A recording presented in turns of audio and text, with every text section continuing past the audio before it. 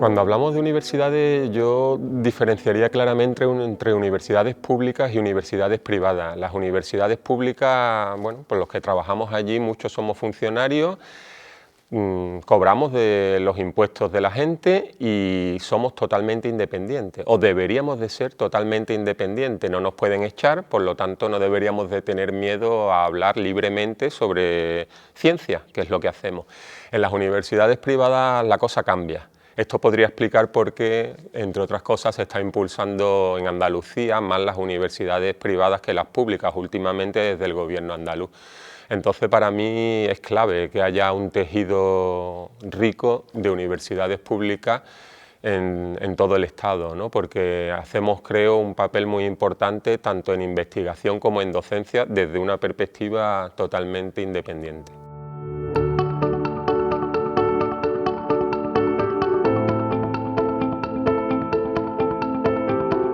Sí, desde mi punto de vista los objetivos de desarrollo sostenible se quedan cortos, ¿no? Desde un análisis ambiental de lo que está pasando en plena crisis ecológica, cuando el sistema capitalista, la economía, está chocando con los límites biofísicos del planeta, los objetivos de desarrollo sostenible es lo mínimo que deberíamos de hacer, ¿no? Pero deberíamos de ir mucho más allá, deberíamos de ir a una economía que pusiera por delante los intereses de la mayoría a los intereses económicos de unos pocos, ¿no? Que es lo que tenemos ahora con el capitalismo.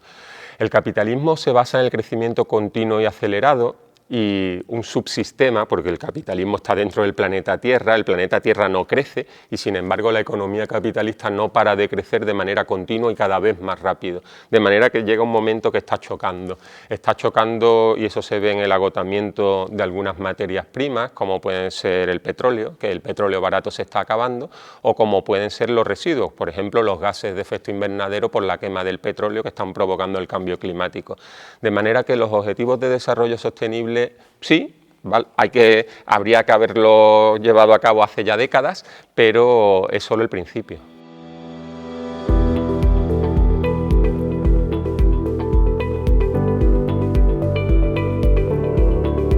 Pues sí, igual que la memoria democrática, la memoria histórica es importante para no repetir las cosas horribles que han pasado a lo largo de nuestra historia, la memoria ambiental también es muy importante.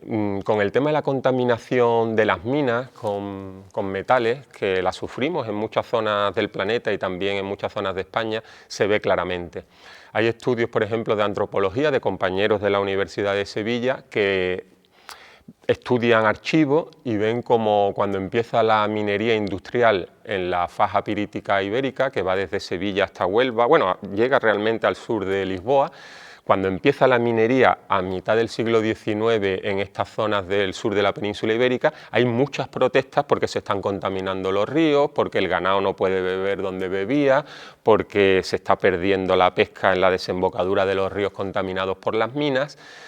Y eso aparece en los periódicos de la época, en los archivos, y sin embargo, si se va ahora, después de más de un siglo, lo que se ve es que la gente se ha acostumbrado. Y cuando uno le dice, oiga, es que el río Diel acaba de haber un vertido y lo está contaminando. Bueno, el río Diel está contaminado desde que yo lo conozco, por lo tanto nunca me he bañado en él, nunca he pescado en él, no lo aprecio. No lo conozco, no lo aprecio y no tengo la memoria que tendrían, por ejemplo, mis abuelos, mis bisabuelos, de un río vivo. Para el tema de la memoria ambiental es muy interesante, por ejemplo, el arte, la cultura. Juan Ramón Jiménez, Premio Nobel de Literatura de Moguer, de aquí cerca, en Huelva, tiene un poema, por ejemplo, sobre el río Tinto, en su obra Platero y yo, que todos conocemos, y se llama El río. Y él en este poema muestra cómo recordaba el río Tinto vivo antes de que lo contaminara totalmente la minería a mitad del siglo XIX. De manera que la memoria ambiental la podemos mamar de generación en generación, pero también podemos verla en cuadros, la podemos ver en literatura, y si no conocemos lo que había, es muy fácil que lo olvidemos y asumamos como normal un contexto ecológico muy degradado, que al final, Cuando vivimos en una zona ecológicamente degradada, nosotros mismos nos degradamos, porque nosotros somos nosotros y nuestras circunstancias, y nuestra salud depende de nuestro entorno. Somos ecodependientes, de manera que si no tenemos memoria ambiental para recordar lo que es un buen estado ambiental a nuestro alrededor, como había antes y como hay todavía en muchas zonas, podemos acabar sufriendo nosotros mismos por esa falta de memoria en nuestra salud.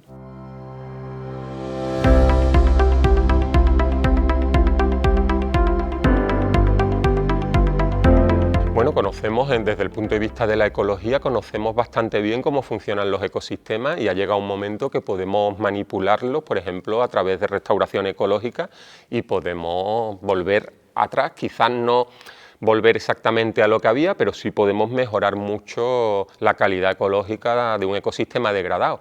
Hay ejemplos magníficos, por ejemplo, en ciudades, en ciudades donde una autopista con 4 carriles por abajo y 4 carriles elevados se ha convertido ahora en un río que disfruta la gente en medio de la ciudad. Entonces hay muchísimos ejemplos de restauración ecológica, hay una ley de restauración ecológica aprobada recientemente, la primera ley a nivel europeo, de manera que sí hay posibilidades de volver atrás, pero claro, bueno, no es de volver atrás, es de mejorar la calidad ecológica de nuestro entorno y por lo tanto nuestra salud. Pero para eso es muy importante la memoria ambiental.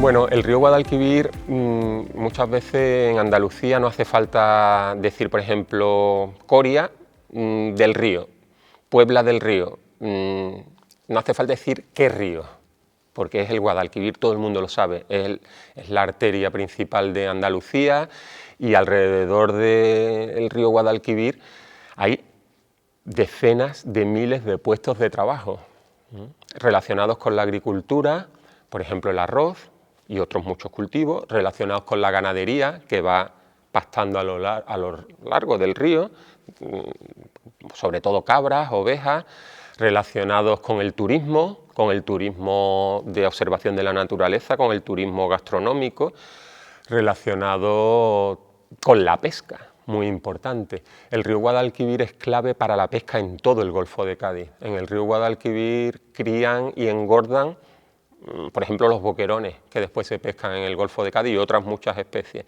Y Gelbe está ahí, Gelbe está en la orilla. Entonces, como otros pueblos ribereños, Gelbe tiene una historia relacionada con el río. Gelbe está aquí porque está el río. Entonces, esta relación con el río, creo que es muy importante que la gente sea consciente con esa memoria ambiental que hablábamos antes, que el río es vida, el agua es vida.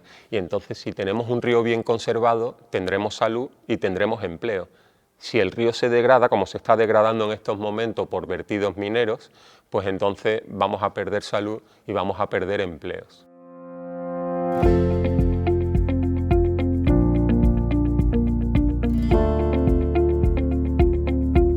El río Guadalquivir es un río muy transformado, es un río que incluso su recorrido ha ido transformándose a lo largo de la historia por cortas para facilitar la navegación. Es un río que está contaminado, por ejemplo, porque no se depuran bien las aguas residuales de las ciudades y los pueblos alrededor del río.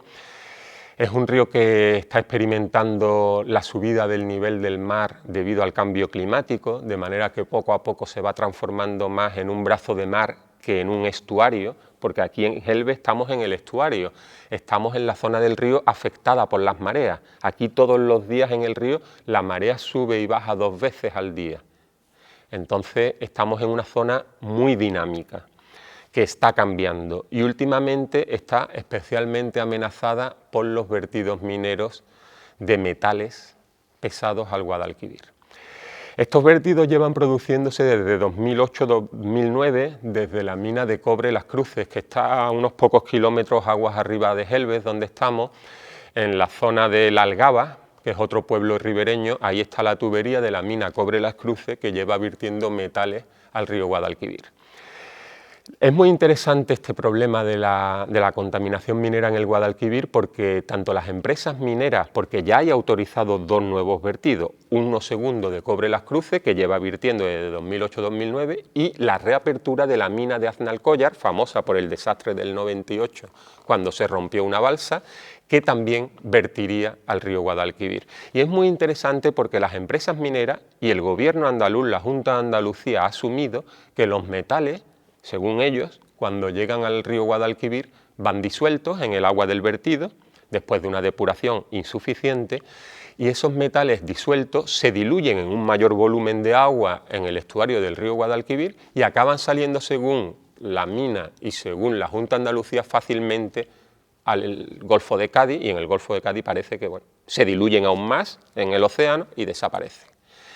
Este modelo de comportamiento de los metales en el estuario del Guadalquivir es totalmente falso, es ciencia ficción, es mentira.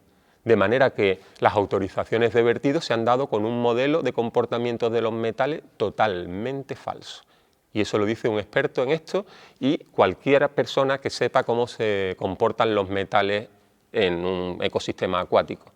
Lo que realmente pasa es que los metales, cuando llegan al estuario del Guadalquivir, y esto ya va pasando desde 2009, es que se unen los metales a partículas que hay en suspensión en el río. El río Guadalquivir, como otros muchos ríos, no es transparente, tiene un color ocre porque tiene muchas partículas de materia orgánica y de arcillas en suspensión.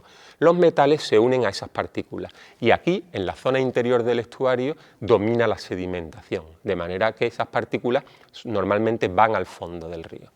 Ya acabamos de publicar ahora un artículo en una revista internacional muy prestigiosa, científica, que demuestra que toda esta zona interior del río está contaminada de manera importante, posiblemente casi seguro, por la mina Cobre Las Cruces. Y no solo eso, sino que algunos metales como el zinc y el arsénico ya están llegando en altas concentraciones a la desembocadura, a la zona de cría y de engorde clave para todo el Golfo de Cádiz.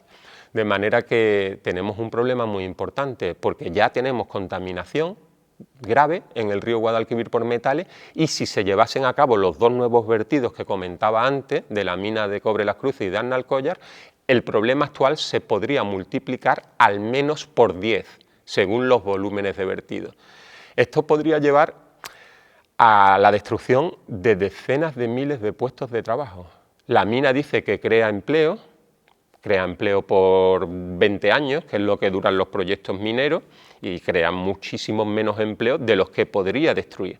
De manera que aquí, cuando hablamos de contaminación por metales en el río Guadalquivir, no estamos hablando de un problema ambiental solo, estamos hablando fundamentalmente de un problema socioeconómico.